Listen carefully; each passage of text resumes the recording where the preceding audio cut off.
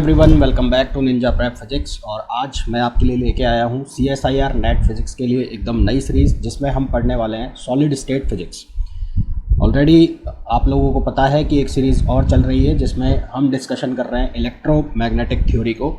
और electromagnetic theory के अभी तक जब हम ये सीरीज़ स्टार्ट कर रहे हैं 6 लेक्चर कर चुके हैं एंड होपफुली वो लेक्चर्स आप देख रहे होंगे और आपकी जो प्रिपरेशन है CSIR नेट 2022 या 23 दोनों के लिए वो लेक्चर यूज़फुल हो रहे होंगे। तो सब्जेक्ट को जिस तरह स्टार्ट करें उसके पहले हम इसकी जो इम्पोर्टेंस है एग्ज़ाम के लिए वो समझ लेते हैं कि जो सॉलिड स्टेट फिजिक्स है वो कितने नंबर का पूछा जाता है किसी भी एग्ज़ाम के अंदर, कौन कौन सी बुक्स हैं जो रेफरेंस बुक आपको यूज़ करनी चाहिए, उसके बारे में हम पहले बात कर लेते हैं। तो सबसे पहले अगर मैं बात करूं CSIR नेट एग्ज़ाम के लिए, तो CSIR नेट एग्ज़ाम में जो सॉलिड स्टेट फिजिक्स पूछा जाता है वो लगभग 15 से 20 नंबर का पूछा जाता है। कितने नंबर का? 15 से 20। फिर अगर गेट फिजिक्स एग्जामिनेशन की मैं बात करूँ तो 8 से 10 नंबर का ये पूछा जाता है। IIT जैम की मैं बात करूँ तो 4 से 8 यहाँ पर सबसे कम है। और फिर टिफ़र की मैं अगर बात करूँ तो 5 से 10 नंबर का, यानी कि टिफ़र, BHU, DU, JNU जो कि अब तो खैर PGET हो गए हैं, तो इनमें सब में जो पूछा जाता है सॉलिड स्टेट फिजिक्स वो कम मार्क्स का पूछा जाता है in comparison to GATE physics और CSIR नेट फिजिक्स। इसके अलावा जो सॉलिड स्टेट फिजिक्स है केमिस्ट्री के पेपर में भी पूछा जाता है। तो कई बार ऐसा होता है जो केमिस्ट्री के जो क्वेश्चंस हैं और जो फिजिक्स के क्वेश्चन हैं वो लगभग आइडेंटिकल होते हैं सॉलिड स्टेट फिजिक्स के। ठीक है, तो खैर अपन बात कर रहे हैं फिजिक्स की, तो अपन फिजिक्स के कॉन्टेक्स्ट में ही बात करेंगे। तो CSIR नेट की अगर मैं बात करूं तो सबसे ज़्यादा जो नंबर है, प्रपोर्शन है नंबर्स का, वो किसके एग्ज़ाम में है? CSIR नेट फिजिकल साइंस के एग्ज़ाम में। बुक्स की अगर मैं बात करूं कि कौन कौन सी बुक्स आपको पढ़नी चाहिए अगर आप पढ़ते हैं, ज़्यादातर जो बच्चे हैं वो सी किटल यूज़ करते हैं, पर सी किटल आपको तब यूज़ करनी चाहिए जब आपका बेसिक बहुत क्लियर हो या फिर आप 1-2 बार पढ़ चुके हो। क्योंकि अगर आप जोश जोश में ले आएंगे तो जोश जोश में ले तो आओगे उसको, पर 2-3 दिन पढ़ने के बाद, 4 दिन पढ़ने के बाद साइड लगा दोगे, तो ऐसा करने में कोई मज़े वाली बात है नहीं। तो अगर फिर भी आपको पढ़नी है तो मैं प्रेफर करूँगा कि सबसे पहले लाओ आप MA वाहब, फिर लाओ पुरीस बब्बर अगर लानी है तो, मतलब आपको शौक़ है किताबें इकट्ठी करने का, तो अली ओमर पढ़ सकते हो। और ये अगर तीनों में से कोई भी आपने पढ़ ली है उसके बाद मैं प्रेफर करूँगा इन दोनों में से कोई लो, है ना, या तो एशरॉफ्ट एंड मैरिनिन लो या फिर सी किटल लो, है ना, बहुत एडवांस लेवल की है। तो इनको पढ़ चुके हो, इन तीनों को पढ़ने की ज़रूरत नहीं, इनमें से कोई भी एक पढ़ लो, फिर उसके बाद इसको ले सकते हो आप। ये मैं प्रेफर करूँगा। लेना नहीं लेना वो आपकी इच्छा है। जो हम लेक्चर सीरीज़ कर रहे हैं वो बेसिक है, बेसिक और एडवांस दोनों को कवर करता है। तो ये जो लेक्चर्स हम कर रहे हैं ये हेल्पफुल होंगे आपकी प्रिपरेशन में। तो चलिए सब्जेक्ट स्टार्ट करते हैं। तो सब्जेक्ट का नाम है सॉलिड स्टेट फिजिक्स। तो मैंने वर्ड पकड़ा सॉलिड। अब सॉलिड को मैं डिस्क्राइब करूं उससे पहले हमने पढ़ा है छोटी क्लासों के अंदर, बहुत बार पढ़ा है कि मैटर एक चीज़ होती है। तो मैटर जो है, मैटर मतलब पदार्थ, तो वो पदार्थ जो है वो 3 अवस्थाएं होती है उसकी, सॉलिड, लिक्विड और गैस। कोई भी जो मैटर है उसकी 3 स्टेट होती है, सॉलिड, लिक्विड और गैस। सॉलिड, लिक्विड और गैस। अब इन तीनों को हमें डिस्क्राइब करने की ज़रूरत नहीं है कि लिक्विड क्या होता है, गैस क्या होता है, क्योंकि सॉलिड स्टेट पढ़ रहे हैं तो एक बार मैं बता देता हूँ कि सॉलिड क्या होता है।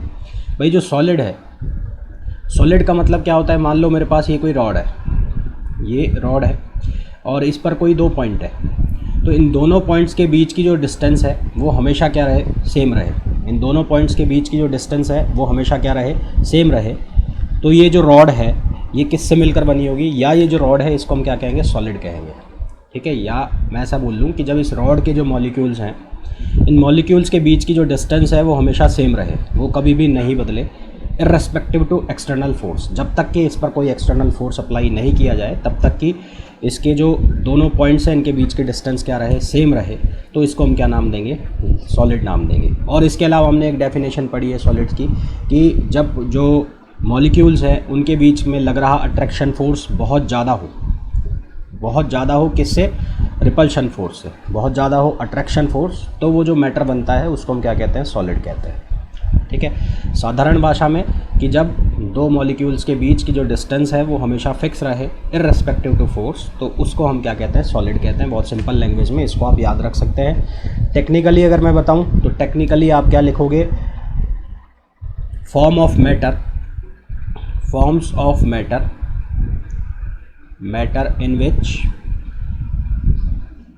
इन विच atoms and molecules molecules are strong bound and maintain definite volume and shape. Are strongly bound and maintain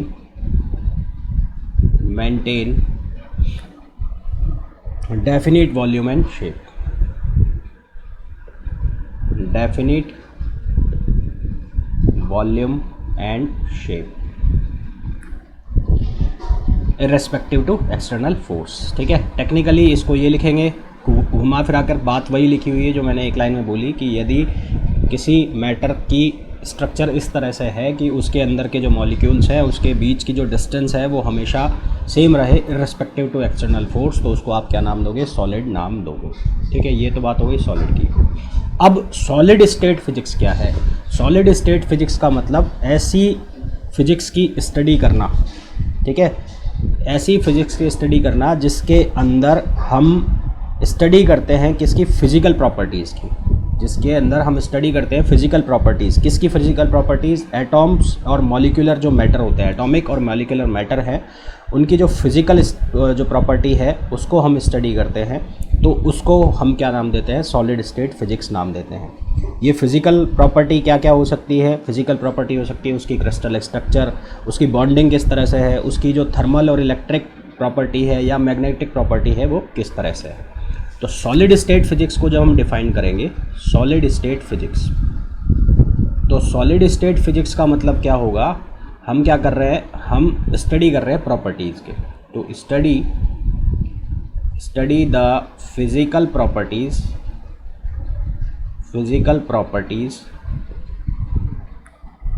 of the atomic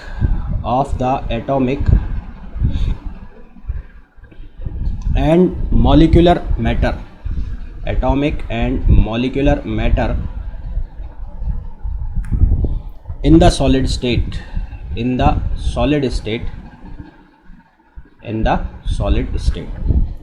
ठीक है। तो उसको हम क्या कहते हैं? सॉलिड स्टेट फिजिक्स कहते हैं। अब मैंने कहा कि सॉलिड, ये जो प्रॉपर्टीज़ होंगी, यहाँ पर जो वर्ड लिखा हुआ है प्रॉपर्टीज़, तो ये प्रॉपर्टीज़ क्या क्या हो सकती है?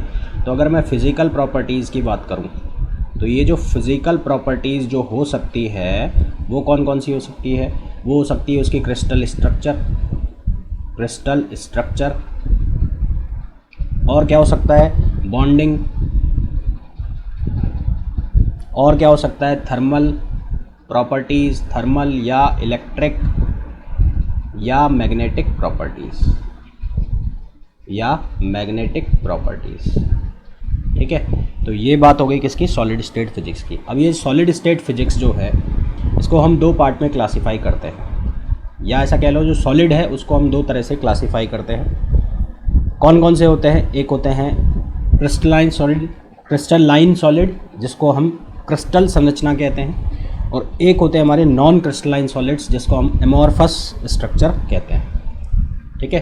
तो सॉलिड्स जो हैं, सॉलिड्स उसको हम दो पार्ट में क्लासीफाई करते हैं। एक होता है crystalline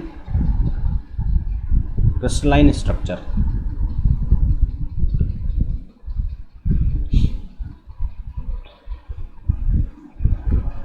crystalline structure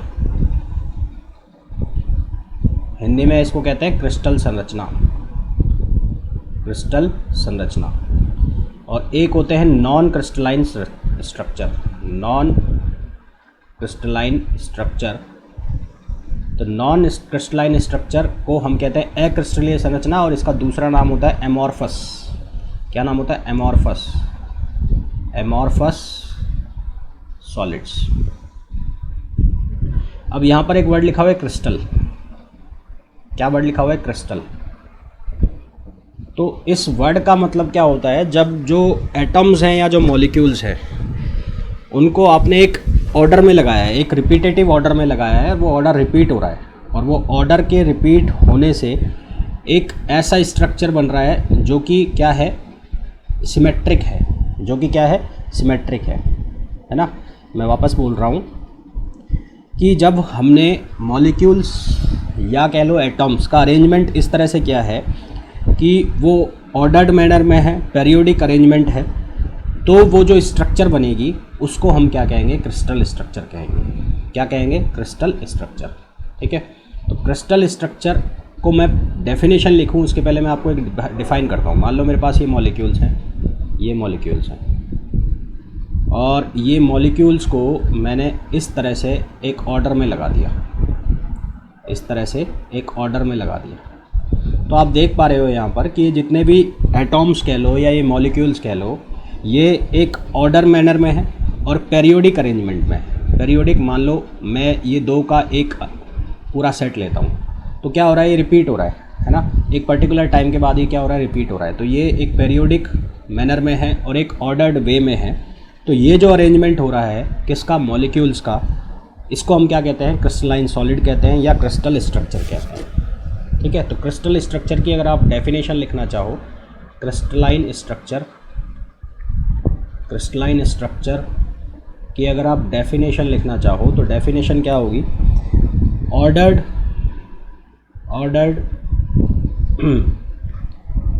and periodic arrangement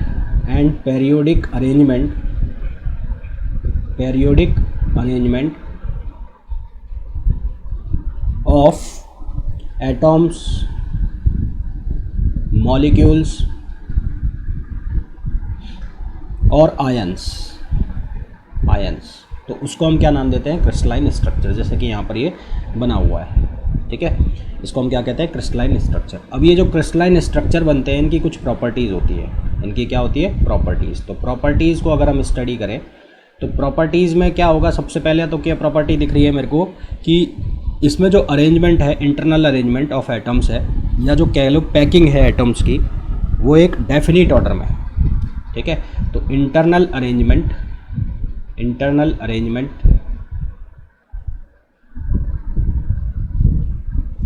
of atoms, ions और molecules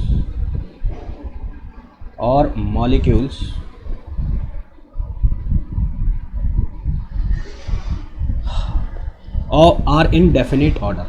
molecules are in definite order, ये सब एक डेफिनिट ऑर्डर के अंदर लगे होते हैं, जैसा कि यहाँ पर दिखाया गया है। दूसरी चीज़ क्या होती है कि जो एक क्रिस्टलाइन सॉलिड्स होते हैं या क्रिस्टलाइन स्ट्रक्चर होते हैं, इनका एक टेम्परेचर होता है जिसको कहते हैं क्रिस्टलाइन टेम्परेचर। तो उस क्रिस्टलाइन टेम्परेचर के नीचे जो क्रिस्टल मटेरियल होता है वो स्टेबल स्टेट में होता है। क्रिस्टल जो मटेरियल होता है वो स्टेबल स्टेट में होता है। और जब मैं बात कर रहा हूँ स्टेबल स्टेट की, तो स्टेबल स्टेट का मतलब हमें पता है कि स्टेबल स्टेट से रिलेटेड जो भी एनर्जी होती है वो मिनिमम एनर्जी होती है। स्टेबल स्टेट से रिलेटेड जो भी एनर्जी होती है वो क्या होती है, मिनिमम एनर्जी होती है। दैट मीन्स कि जो क्रिस्टलाइन स्ट्रक्चर है उसका जो मटेरियल है उसके पास जो एनर्जी होती है वो कौन सी एनर्जी होती है, मिनिमम एनर्जी होती है। कौन सी एनर्जी होती है, मिनिमम एनर्जी होती है। ठीक है, तो below the crystalline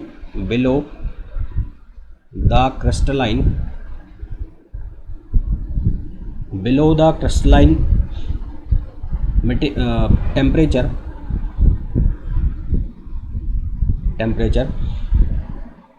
the crystalline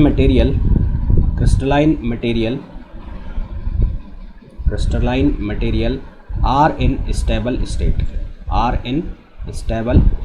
ये किस में होता है, स्टेबल स्टेट में होता है।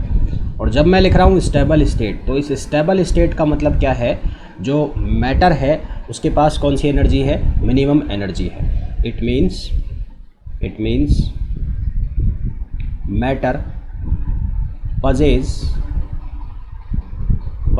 minimum energy। मैटर के पास कौन सी एनर्जी है, मिनिमम एनर्जी है। दैट मीन्स जो क्रिस्टलाइन स्ट्रक्चर है उसके पास जो एनर्जी होती है वो कौन सी होती है, मिनिमम एनर्जी। क्यों, क्योंकि उसको किस स्टेट में रहना है, स्टेबल स्टेट में रहना है। ठीक है, ये एक इम्पॉर्टेंट पॉइंट है, ये हमें ध्यान रखना है। थर्ड पॉइंट क्या आएगा, इनका जो मेल्टिंग पॉइंट होता है, मेल्टिंग पॉइंट मतलब जो इसका कोई जिस टेम्परेचर या जिस पॉइंट के ऊपर मैटर पिघलना चालू कर दे, सॉलिड से वो किस में जाएगा, लिक्विड में बदलेगा। तो जिसके ऊपर वो पिघलना चालू कर दे उस पॉइंट को हम क्या कहते हैं, मेल्टिंग पॉइंट। तो इसका जो मेल्टिंग पॉइंट होगा वो शार्प होगा। ठीक है, तो they have sharp melting point. They have sharp melting point. मैं आपको सजेस्ट करूँगा कि आप पहले एक बार इस वीडियो को पूरा देखें, फिर उसके बाद अपने नोट्स बनाएं। अगर मेरे साथ साथ बनाते चलेंगे तो फिर थोड़ा समझ में कम आएगा। पहले इसको समझें, फिर उसके बाद वीडियो ये जो अपने नोट्स वगैरह जो भी बनाएं वो उसके बाद बनाएं। फिर नेक्स्ट पॉइंट की बात करें तो ये एनआइसोट्रॉपिक होता है। क्या होता है? एनआइसोट्रॉपिक। तो दे आर एनआइसोट्रॉपिक। अब ये क्या चक्कर है आइसोट्रॉपिक और एनआइसोट्रॉपिक का? एनआइसोट्रॉपिक, इसको समझते हैं, ठीक है। एक वर्ड होता है आइसोट्रॉपिक। आइसोट्रॉपिक। अब ये जो आइसोट्रॉपिक वर्ड है दो शब्द से मिलकर बना है। एक का मतलब है आइसो प्लस दूसरा क्या है? ट्रॉपिक। तो इसका मतलब है आइसो का मतलब समान और ट्रॉपिक का मतलब है दिशाएं। तो आइसोट्रॉपिक का मतलब क्या होगा? आइसोट्रॉपिक मटेरियल वो मटेरियल होते हैं जिनमें कि किसी एक गिवन डायरेक्शन में, जिसमें कि एक गिवन पॉइंट के ऊपर, ऐसे मटेरियल जिसमें गिवन पॉइंट के ऊपर हर डायरेक्शन में मटेरियल की प्रॉपर्टी सेम होती है। गिवन पॉइंट के ऊपर हर डायरेक्शन में मटेरियल की प्रॉपर्टी सेम होती है, उसको हम क्या कहते हैं? आइसोट्रॉपिक। प्रॉपर्टीज़ कौन सी? Physical properties. और अगर ऐसा नहीं है तो उसको हम क्या कहते हैं? एनआइसोट्रॉपिक। मैंने क्या कहा? आइसोट्रॉपिक मटेरियल क्या होते हैं? when the physical properties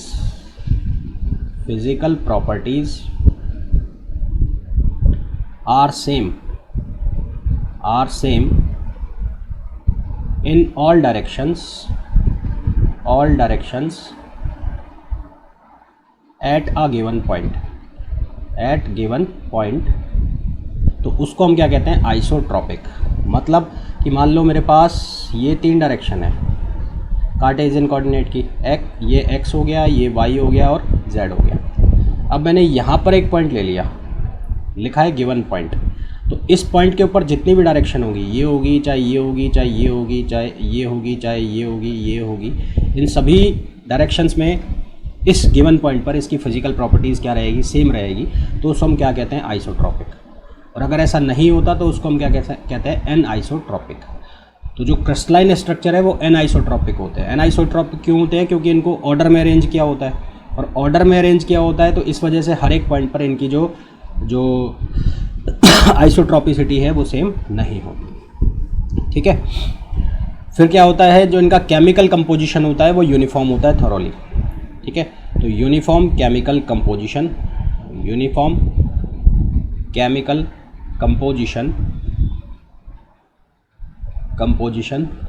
through out.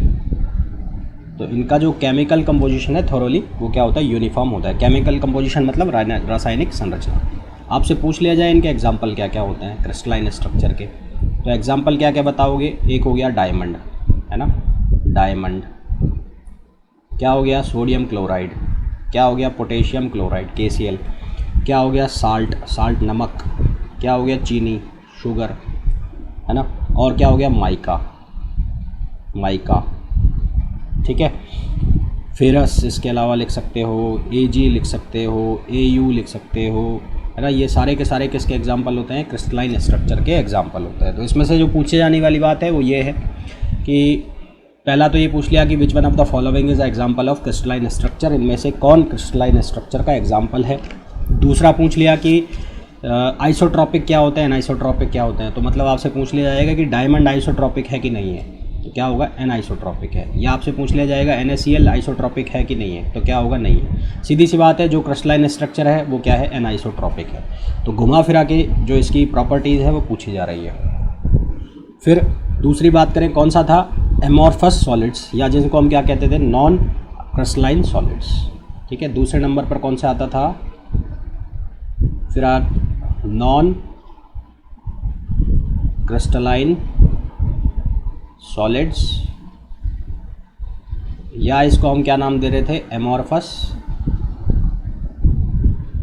Solids. तो नॉन क्रिस्टलाइन सॉलिड, सीधी सी बात है, क्रिस्टलाइन सॉलिड कौन से? ऐसे स्ट्रक्चर जिसमें जो मॉलिक्यूल्स कह लो, आयन कह लो, या एटम्स कह लो, एक ऑर्डर में, एक पैटर्न में लगे हुए हैं, तो उसको हम कह रहे थे क्रिस्टलाइन। अगर वो एक ऑर्डर में और पैटर्न में नहीं लगे हुए हैं, इर्रेगुलर मैनर में लगे हुए हैं, तो उसको हम क्या कहेंगे? नॉन क्रिस्टलाइन, ठीक है।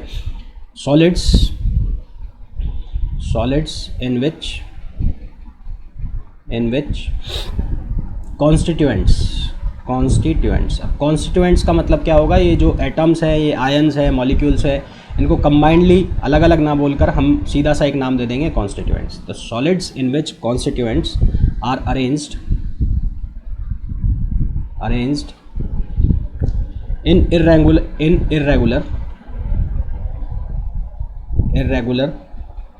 random manner are called amorphous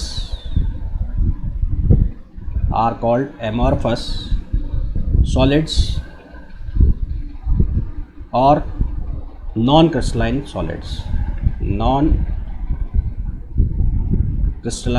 solids।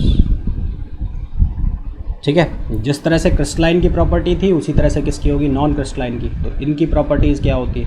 अच्छा, इसको अगर आप देखना चाहें कि ये कैसे दिखते होंगे, तो मान लो ये कोई सॉलिड है और इसके अंदर हम नॉन क्रिस्टलाइन दिखाना चाहते हैं। तो क्रिस्टलाइन में तो सब ऑर्डर में थे, यहाँ पर क्या होगा, जैसे ये ऐसे लगा हुआ है रैंडमली, ये जो मॉलिक्यूल्स हैं ये रैंडमली ऐसे किसी भी इर्रेगुलर मैनर में लगे हुए हैं, तो ये क्या हो जाएगा, नॉन क्रिस्टलाइन सॉलिड या कह लो एमॉर्फस सॉलिड। इसकी प्रॉपर्टीज़ क्या क्या हो जाएंगी? सबसे पहले क्या हो जाएगी, जितने भी कॉन्स्टिट्यूएंट्स हैं वो किस में लगे हुए हैं, इर्रेगुलर मैनर में लगे हुए हैं। तो constituents are arranged in irregular manner. ये किस में लगे हुए हैं, इर्रेगुलर मैनर में लगे हुए हैं। दूसरी बात कर लें, हमने बात की थी कि जो क्रिस्टलाइन स्ट्रक्चर है उनका मेल्टिंग पॉइंट क्या होता है, शार्प होता है।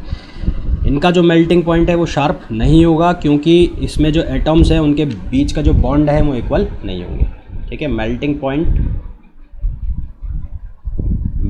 Point is not sharp because bond between atoms are not equal। अच्छा, एक चीज़ ये यहाँ पर मैंने बिटवीन को शॉर्ट में लिखा है और बिकॉज वो शॉर्ट में लिखा है। ठीक है, तो इसको देख के उल्टे सीधे कमेंट मत मारना कि ऐसा आप चैटिंग स्टाइल में लिख रहे हो या ये लिख रहे हो। ठीक, थर्ड पे बात करें तो थर्ड फिर क्या आएगा, जो क्रिस्टलाइन स्ट्रक्चर थे वो क्या थे, एनआइसोट्रॉपिक। ये क्या होंगे, आइसोट्रॉपिक। ठीक है, तो they are isotropic in nature.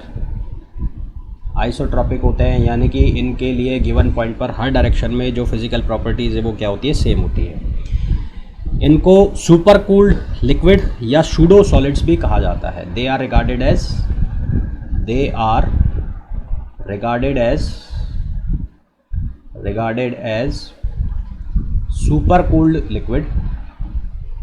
Super cooled liquid और सूडो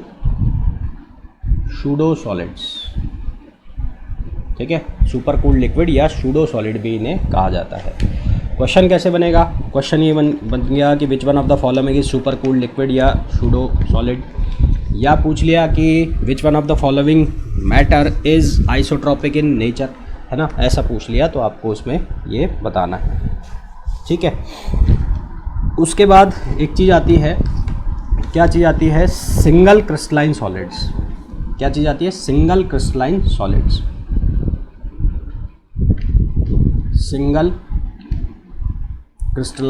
सॉलिड्स।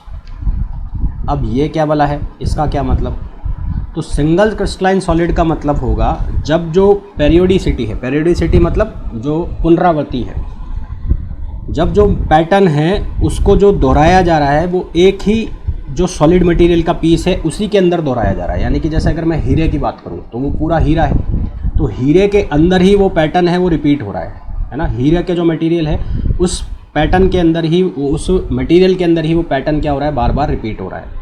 तो एक ही मटेरियल के अंदर वो पैटर्न अगर बार बार रिपीट हो तो उसको हम क्या कहेंगे, सिंगल क्रिस्टलाइन सॉलिड। सिंगल का मतलब हो गया एक ही तरह का सॉलिड है और उसी के अंदर पैटर्न क्या क्या हो रहा है, बार बार रिपीट हो रहा है। ठीक है, तो when the periodicity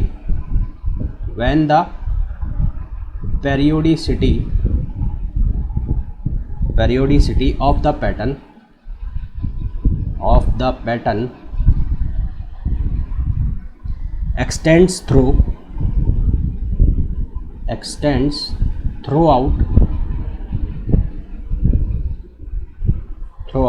a certain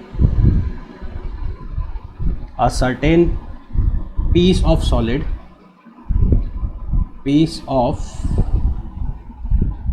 solid material, it is called single crystalline solid. It is called single crystalline solid. इसका एग्जाम्पल क्या होता है? इसका एग्जाम्पल होता है डायमंड, जो इसका कि मैंने आपको एक उदाहरण भी दिया। ठीक है, सिंगल क्रिस्टलाइन में जो सिमेट्री होती है वो हर जगह क्या होगी? सेम, क्योंकि एक ही पीस के अंदर वो पैटर्न बार बार क्या हो रहा है? रिपीट हो रहा है। जिस तरह से सिंगल होते हैं उसी तरह से होते हैं पॉली। नेक्स्ट जो आएगा वो कौन सा आएगा? Poly crystalline solid. Poly crystalline solid. अब पॉली क्रिस्टलाइन सॉलिड का मतलब क्या होता है? जब छोटे छोटे पार्टिकल्स जो होते हैं, जो स्मॉल क्रिस्टल सेक्शंस जो होते हैं, उन्हें नाम दिया जाता है ग्रेन। क्या नाम दिया जाता है? ग्रेन। जब छोटे छोटे क्रिस्टल सेक्शन, जिन्हें कि हम ग्रेन कहते हैं, जो कि अलग अलग साइज़ और शेप के होते हैं, उनको पैक कर दिया जाए, उनकी पैकिंग कर दी जाए एक दूसरे के अंदर, और उनको सेपरेट किया जाए एक इंटरफेस से, और जिस इंटरफेस से उसको सेपरेट किया जाए उसको कहा जाए ग्रेन बाउंड्रीज। क्या कहा जाता है? Grain boundaries. तो जो पेरियोडिसिटी है वो इंटरसेप्ट यानी कि इंटरप्ट हो जाती है किससे? ग्रेन बाउंड्रीज से। मेरा कहने का मतलब क्या है कि छोटे छोटे ग्रेन स्ट्रक्चर हैं, ये छोटे छोटे ग्रेन स्ट्रक्चर है ऐसे, ठीक है, इनको सेपरेट कर दिया ग्रेन बाउंड्रीज से। ये जो ब्लू कलर से दिख रही है इसको हम क्या कह रहे हैं? Grain boundaries. ये क्या है? Grain boundaries. और ये क्या है? ग्रेन्स। फिर यहाँ पर वापस मैंने बना दिए ग्रेन्स, ये ग्रेन्स बन गए। तो यहाँ पर आप देख रहे हो ये ग्रेन की हमने पैकिंग कर रखी है। इन दो पैकिंग के बीच में जो इनकी इंटरफेस है, ये जो इंटरफेस जहाँ ये दोनों मिल रहे हैं, यहाँ से इनको सेपरेट कर रखा है किससे? ग्रेन बाउंड्री से। दैट मीन्स कि यहाँ पर भी जब कोई ग्रेन आएंगे तो उनके बीच में भी क्या होगी? ग्रेन बाउंड्री होगी। ये भी क्या है? Grain boundary. तो दो जो पैटर्न है, ये वाला पैटर्न, ये वाला पैटर्न, ये वाला पैटर्न, तो पैटर्न के बीच की जो जगह है उसको हमने सेपरेट कर रखा है ग्रेन बाउंड्री से। यानी कि पेरियोडिसिटी जो है वो अफेक्ट हो गई, इंटरप्ट हो गई किससे? ग्रेन बाउंड्री से, थ्रू द स्ट्रक्चर। ठीक है, तो ऐसे स्ट्रक्चर को हम क्या नाम देते हैं? Polycrystalline solid. क्या नाम देते हैं? Polycrystalline solid. तो डेफिनेशन में क्या लिखेंगे? when a large number of small crystal section क्या कहते हैं इन्हें कहते हैं grains, called grains of various shape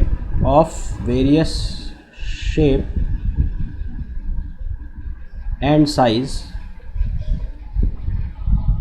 are packed to one another,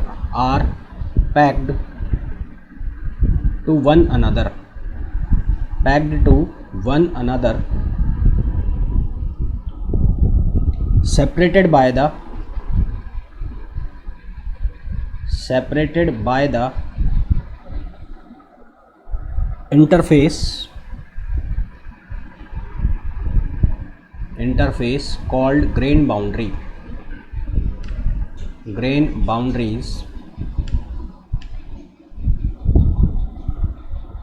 so that periodicity is interrupted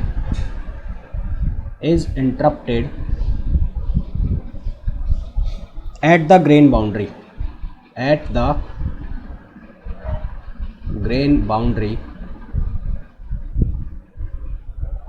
through the structure,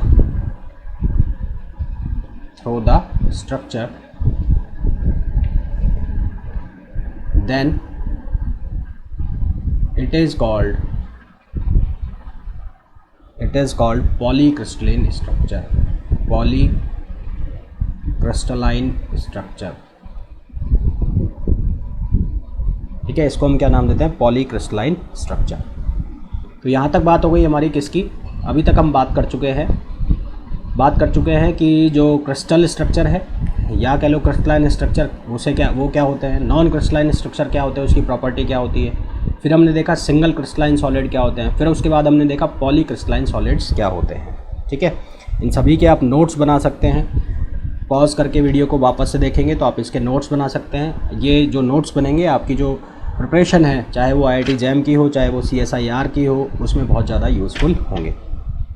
अब हम धीरे धीरे पढ़ रहे हैं मेन सब्जेक्ट की तरफ, है ना। तो मेन सब्जेक्ट की तरफ बढ़ रहे हैं तो सबसे पहले उसमें एक वर्ड आएगा क्रिस्टलोग्राफी। क्या वर्ड आएगा, क्रिस्टलोग्राफी। तो क्रिस्टलोग्राफी का मतलब क्या होता है, साइंस की वो ब्रांच जिसके अंदर हम क्रिस्टलाइन स्ट्रक्चर ऑफ सॉलिड से डील करते हैं। साइंस की वो ब्रांच जिसमें हम क्रिस्टलाइन स्ट्रक्चर ऑफ सॉलिड से डील करते हैं मतलब क्रिस्टलाइन स्ट्रक्चर की से, इसका मतलब उसकी जो प्रॉपर्टीज़ है उनको हम पढ़ते हैं। उसकी जो प्रॉपर्टीज़ है ऐसी है तो क्यों है, उसकी जो स्ट्रक्चर है वो ऐसी है तो क्यों है, तो उसको हम क्या कहते हैं, क्रिस्टलोग्राफी। तो science in which we deals with the structure of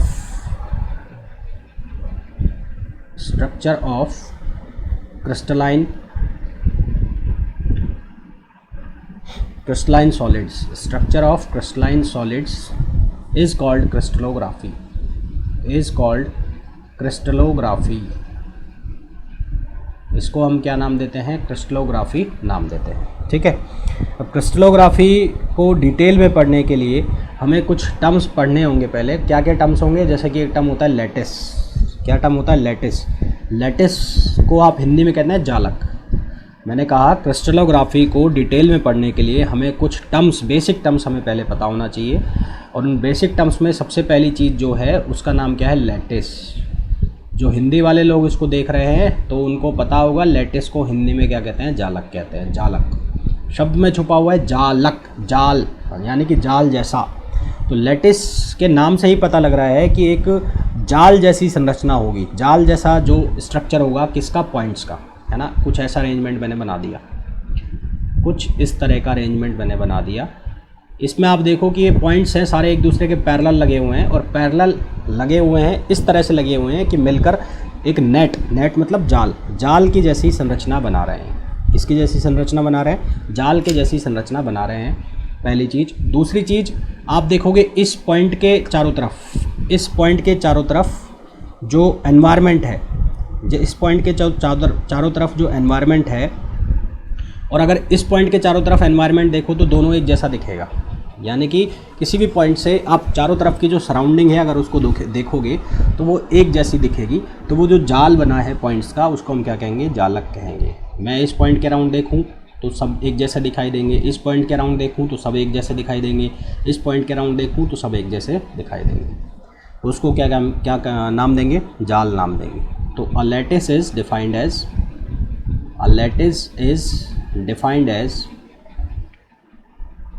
defined as parallel net-like structure, net-like arrangement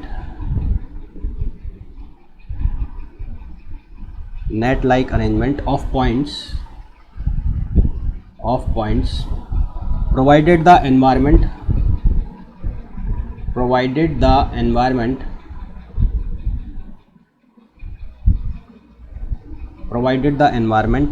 about any point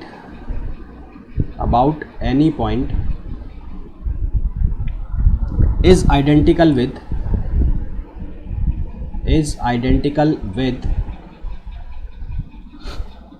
environment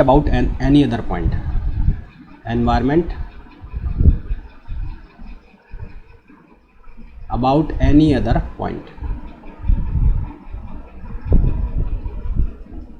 ठीक है। जैसा कि मैंने कहा कि ये जो पॉइंट्स हैं इनका अरेंजमेंट इस तरह से हुआ है कि इन्होंने जाल बना लिया पहला, और एक पॉइंट के अबाउट अगर देखूं तो एनवायरनमेंट यानी कि सराउंडिंग सेम है।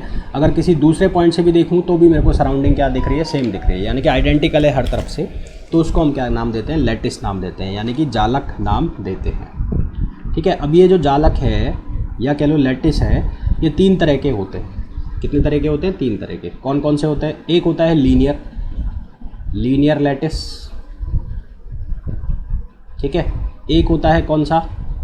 Planar lattice. एक होता है कौन सा? एक होता है स्पेस लैटिस। अब 1 बाय 1 तीनों को समझते हैं कि ये क्या क्या है। मान लो मेरे पास ये कोई पॉइंट A, ये कोई पॉइंट है, ठीक है। इससे निश्चित दूरी ले ली, कोई फिक्स डिस्टेंस ले ली A पर, फिर मैंने रिपीट कर दिया इसी पॉइंट को। अब मैं इस A डिस्टेंस पर बार बार इस पॉइंट की क्या कर रहा हूँ, रिपीटेशन कर रहा हूँ, पुनरावृत्ति कर रहा हूँ, ठीक है। और डिस्टेंस क्या है इनके बीच में? फिक्स है। तो जब एक फिक्स डिस्टेंस के साथ, फिक्स डिस्टेंस A है तो A बोल देता हूँ, तो फिक्स डिस्टेंस A के साथ जो पॉइंट्स है उनकी इनफाइनाइट तक क्या की जाए, रिपीटेशन की जाए। उनकी इनफाइनाइट तक रिपीटेशन की जाए, यानी कि उनको बार बार अरेंज किया जाए। तो ये जो लीनियर अरेंजमेंट है पॉइंट्स का, ये एक एरे बनाता है जिसको हम क्या नाम देते हैं, लीनियर एरे। क्या नाम देते हैं? Linear array. और इस लीनियर एरे को मिलाकर हम बोलते हैं लीनियर लैटिस। क्या बोलते हैं? Linear lattice. हिंदी में इसको कहा जाता है रैखिक जालक। क्या कहते हैं? रैखिक जालक। हिंदी में इसको क्या कहा जाता है? रैखिक जालक। मैंने क्या बोला? मैंने बोला जब एक पॉइंट को एक फिक्स्ड डिस्टेंस A से बार बार रिपीट करके इनफाइनाइट टाइम्स तक क्या कराया जाता है, रिपीट कराया जाता है, ठीक है। When a point is repeated is arranged, ये ज़्यादा बेहतर रहेगा, is arranged by a fix distance A, fix distance A through repetition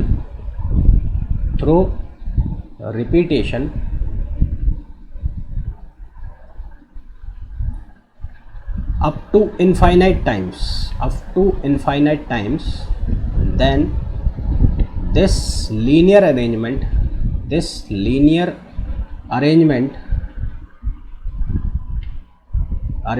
of points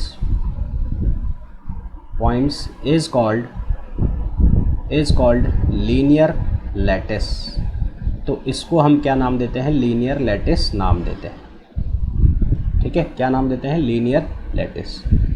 दूसरा आता है समतल जालक, planar lattice.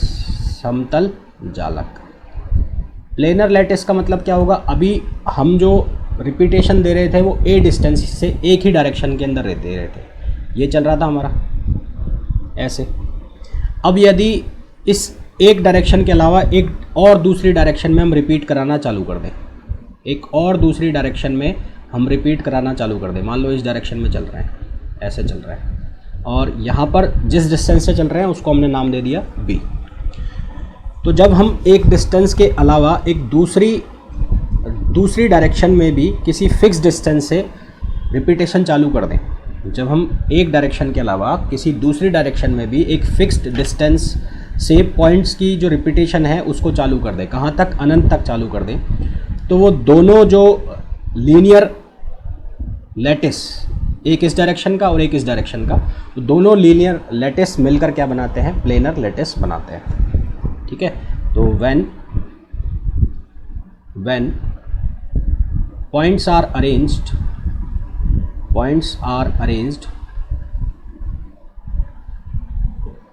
by a fixed distance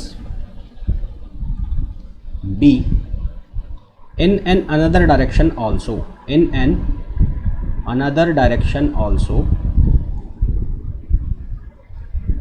then the group of these linear lattice is called is called planar lattice, is called planar lattice. तो इनका जो group होगा यानी कि ए और बी मिलकर क्या बनाएंगे, प्लेनर लैटिस बनाएंगे। फिर हम बात करते हैं किसकी, स्पेस लैटिस। स्पेस लैटिस को हिंदी में कहते हैं आकाशीय जालक। इसको हिंदी में क्या नाम देते हैं, इसको हिंदी में नाम देते हैं आकाशीय जालक। आकाशीय जालक क्या होते हैं कि दो डायरेक्शन हो गई, एक तो ये ए हो गई, एक बी हो गई, एक बी हो गई और एक ए हो गई। तो ए और बी के अलावा ये ए हो गई और ये बी हो गई, तो ए और बी के अलावा एक तीसरी डायरेक्शन और मिल जाए, सी। ए और बी के अलावा एक तीसरी डायरेक्शन और मिल जाए तो इन तीनों लीनियर लैटिस को मिलाकर जो लैटिस बनता है उसको हम क्या नाम देते हैं, स्पेस लैटिस। तो यदि इस प्लेनर लैटिस यानी कि समतलीय जालक, इस प्लेनर लैटिस में किसी तीसरी नियत दूरी, किसी तीसरी फिक्स डिस्टेंस की रिपीटेशन कराकर एक और लीनियर लैटिस जोड़ दिया जाए, तो if a third linear lattice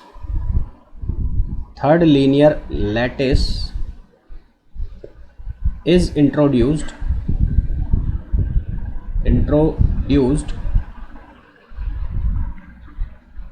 to planar lattice,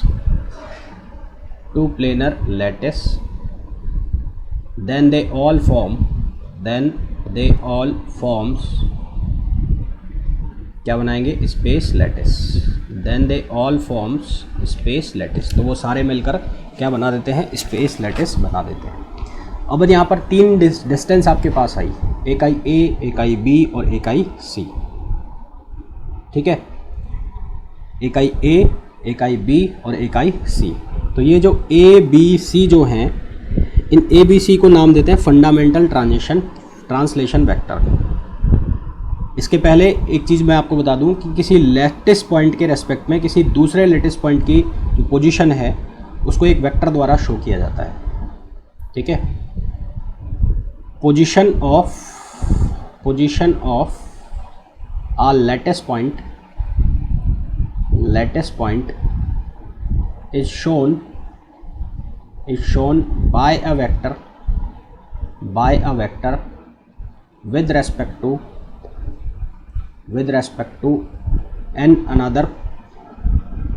another lattice point। तो वेक्टर, जिस वेक्टर से इसे शो किया जाता है उसे हम कहते हैं translation vector. And this vector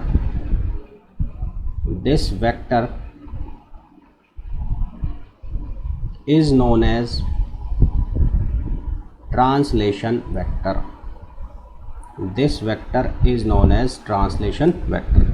तो ट्रांसलेशन वेक्टर टी, इसको हम लिखते हैं किससे, n1 a vector plus n2 b vector plus n3 c vector. n1 a, n2 b, n3 c vector, इसको लिखा हमने इक्वेशन फर्स्ट। यहाँ पर a, b और c जो हैं इसको हम क्या नाम देते हैं, फंडामेंटल वेक्टर्स। यहाँ पर मैंने लिखा है n1, n2 और n3, और n1, n2, n3 क्या होते हैं, आर्बिट्री इंटीजर्स, यानी कि इनकी वैल्यू कुछ भी हो सकती है। तो ये टी है, टी को हम क्या नाम देते हैं, ट्रांसलेशन वेक्टर। ठीक है, टी को क्या नाम देते हैं, ट्रांसलेशन वेक्टर। तो इस टी का यूज़ हम कैसे करेंगे, जैसे कि हमारे पास कोई ये एक लैटिस स्ट्रक्चर बना हुआ है, प्लेनर लैटिस है ना, और यहाँ पर इस पॉइंट के रेस्पेक्ट में ये कोई पॉइंट है, एक और बना देता हूँ मैं। ये जो पॉइंट है इसके लिए इसका पोजीशन कोऑर्डिनेट है आर वेक्टर। कितना वेक्टर है, आर वेक्टर। यहाँ पर डायरेक्शन है कौन सी, बी, और यहाँ पर डायरेक्शन है कौन सी, ए। अब मेरे को इस पॉइंट की पोजीशन चाहिए इसके रेस्पेक्ट में, इस पॉइंट की पोजीशन चाहिए इसके रेस्पेक्ट में। तो इसकी पोजीशन को इसके रेस्पेक्ट में मैं कैसे डिफाइन करूँगा, यहाँ से यहाँ तक वेक्टर हो गया आर, पोजीशन वेक्टर दे रखा है, तो यहाँ से और ये जो वेक्टर हो गया इसको कहा मैंने ट्रांसलेशन वेक्टर, यानी कि इस पॉइंट के रेस्पेक्ट में मैंने इसकी या इस पॉइंट के रेस्पेक्ट में ये वेक्टर निकाल लिया। अब मेरे को इसके रेस्पेक्ट में चाहिए तो मैंने यहाँ से क्या निकाला, एक पोजीशन वेक्टर और निकाल लिया, और उस पोजीशन वेक्टर को मैंने लिखा आर प्राइम। क्या लिखा, आर प्राइम। तो जो ट्राइंगल लॉ है उस ट्राइंगल लॉ से मेरे को क्या पता लगेगा, आर प्राइम बराबर क्या होगा, R plus T vector. R prime बराबर आर प्लस टी वेक्टर। मैंने क्या किया, मेरे को एक दिया गया है, गिवन है, ये एक वेक्टर है, इस पॉइंट के पोजीशन वेक्टर दिए हैं इसके रेस्पेक्ट में। मेरे से क्या पूछा है कि ये वाला पॉइंट जो है उसकी लोकेशन बताइए या उसके पोजीशन वेक्टर बताइए इस पॉइंट के रेस्पेक्ट में, और हमें तो दिया हुआ ये वाला।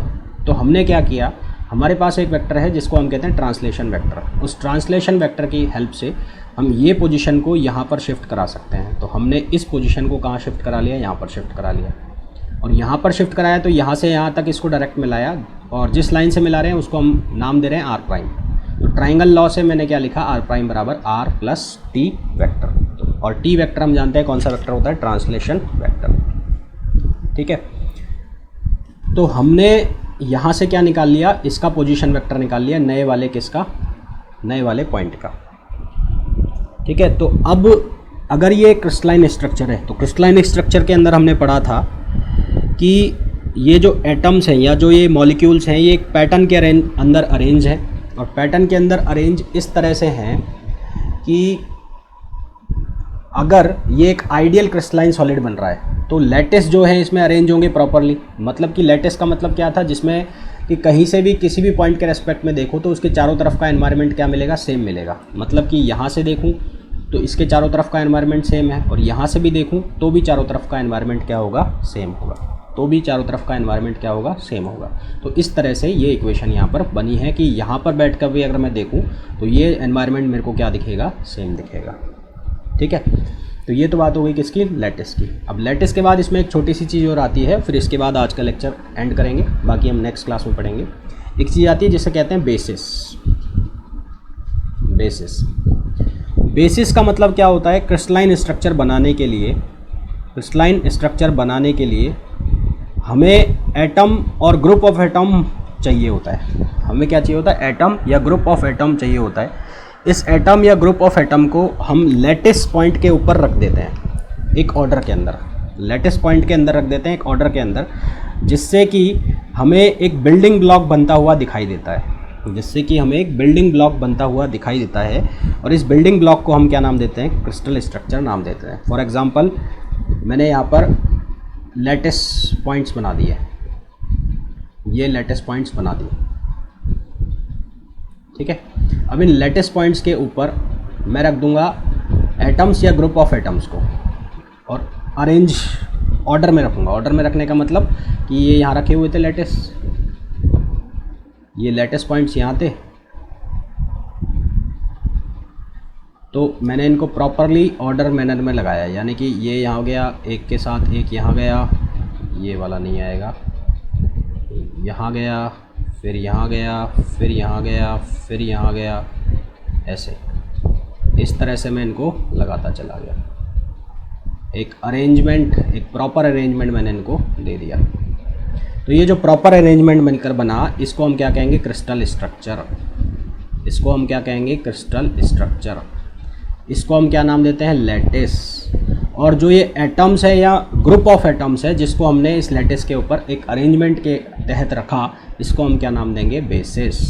इसको हम क्या नाम देंगे, बेसिस। तो आपको समझ में आ गया होगा, या आप डेफिनेशन खुद भी बना सकते हैं कि जब लैटिस स्ट्रक्चर से यदि हमें कोई क्रिस्टल स्ट्रक्चर बनाना है तो लैटिस स्ट्रक्चर पर यदि हम एटम्स या ग्रुप ऑफ एटम्स को एक प्रॉपरली तरीके से रख दें, एक प्रॉपर अरेंजमेंट में रख दें, तो वो जो दोनों से मिलकर जो स्ट्रक्चर बनता है, लैटिस और बेसिस से मिलकर जो बिल्डिंग ब्लॉक बनता है, उसको हम क्या नाम देते हैं, क्रिस्टल स्ट्रक्चर नाम देते हैं। तो बहुत अच्छे से आपको ये समझ में आ गया होगा कि बेसिस क्या होता है।